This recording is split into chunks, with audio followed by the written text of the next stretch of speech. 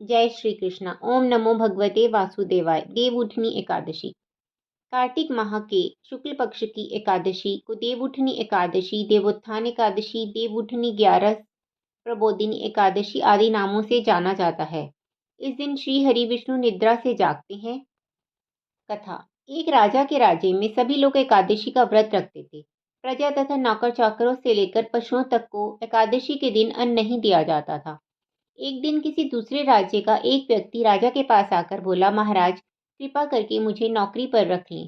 तब राजा ने उसके सामने एक शर्त रखी कि ठीक है, रख लेते हैं, किंतु रोज तो तुम्हें खाने को सब कुछ मिलेगा, पर एकादशी को अन्न नहीं मिलेगा।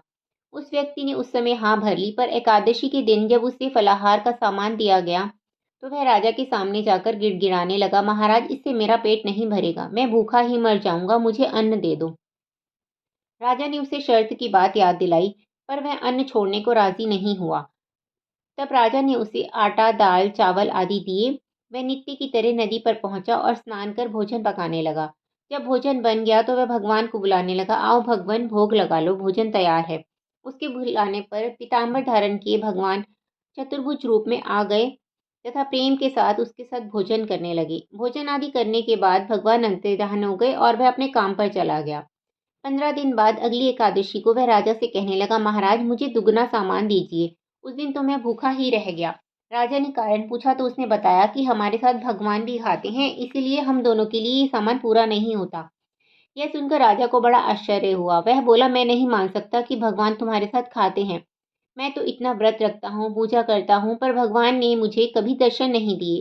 राजा की ये बात सुनकर वह बोला, महाराज यदि विश्वास ना हो तो साथ चलकर देख लें। राजा एक पेड़ के पीछे छिपकर बैठ गया। उस व्यक्ति ने भोजन बनाया तथा भगवान को शाम तक पुकारता रहा, परंतु भगवान ना आए। अंत में उसने कहा, हे भगवान, यदि आप नहीं आए तो मैं नदी में कूदकर प्राण त्याग दूंगा। लेकिन भगवान नहीं आए। तब वह प्राण त्यागने के उद्देश्य से नदी की तरफ बढ़ा।